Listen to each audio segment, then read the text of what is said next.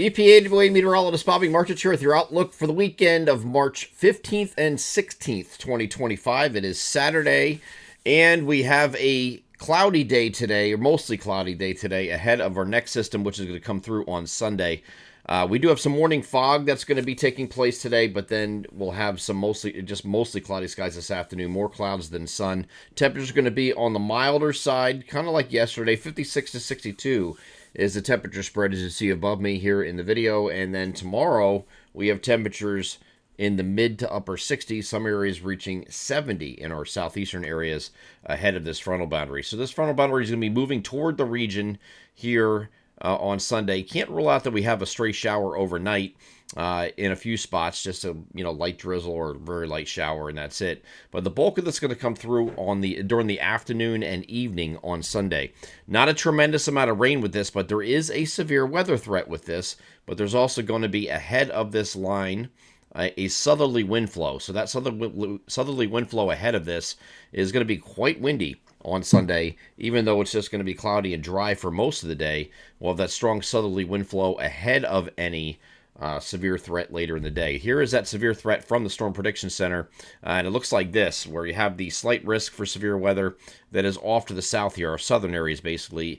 Anywhere below that line there, anything above that is a marginal risk for severe. I really don't think that this is going to be extended too far east. I think if I was drawing this, I'd probably stop it a little short of Philadelphia and maybe just include South Central PA, but we're just splitting hairs there at this point because I do think we're running out of daylight. That's been the theme this entire week, is what's the timing of this? If it comes in too late, this is mid-March. This is not mid-May. We can't get the instability to hold on too long after dark.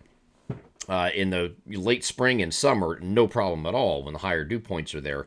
But in this case, where they have this outline here of the southern areas, there's a little bit more instability to work with. This is going to be a low cape, high shear event. In other words, low top convection.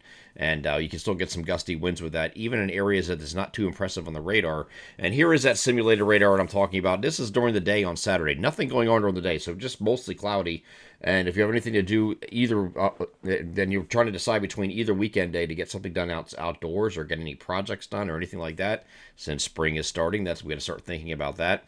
Saturday's going to be the better day, the drier day to be able to do that.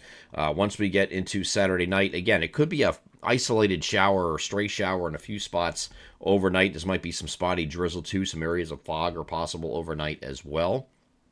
And then when we get into Sunday, here's that cold front coming at us. Now, there's going to be a squall line with this, and you see the squall line very well defined here on the 3-kilometer dam.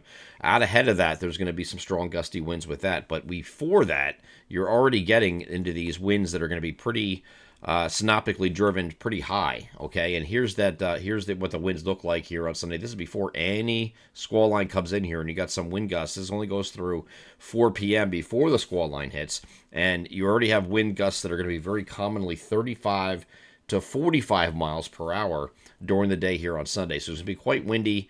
Not with precipitation, however. That's not going to come until later. And as you're getting back to here's a look at 4 o'clock. We have this line that is sitting right here. So these areas are still getting windy before any squall line comes through. With the squall line itself, you get low top convection. You get some wind gusts that are 50 or better as this moves through. But this is going to run out of steam because we're running into nightfall here. So this is looking at 7 p.m., around the time when dusk is hitting, and you're losing that instability. The only areas at this point that are still holding on to anything are right down in here.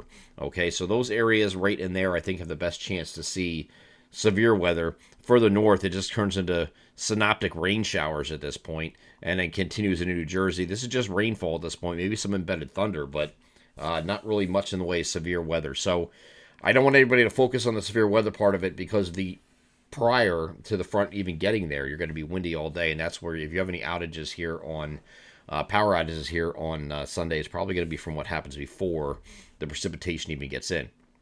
Okay, so the squall line, most prevalent in central PA because you're still within the point of time that you still have enough instability to work with. But as you approach sunset and especially beyond, these just collapse because they can't sustain themselves anymore, because the dew points are lost, instability's lost, and that's it. So we're going to give, I don't think there's anything wrong with what they did here. I think this is okay. But just keep your expectations low. It's not going to be severe in the traditional sense, if that makes sense, okay? Not like you're going to see a couple months from now. And again, these synoptic winds before any squall line even gets in there are still going to be 35 to 45 regardless, okay? So it is going to be a windy day here on Sunday with this precipitation moving in rather late in the day. And you see the timing of this. By the time it gets to our eastern areas here, this is approaching evening. This is looking at dinner time, 6 p.m. on Sunday, and some of our eastern areas, including the Philadelphia area, haven't even gotten a drop just at this point before it moves in during the course of the evening. This will be done and off the coast just past midnight, and then that'll be it. We got a few showers there to linger a little bit past that, but as far as the main rain threat, it's going to be done by about 3 a.m. or so. Okay, so let's get back to this. This is the European model going forward from this. Monday now looks like any early clouds giving way to partly cloudy skies. No precipitation here on Monday at all.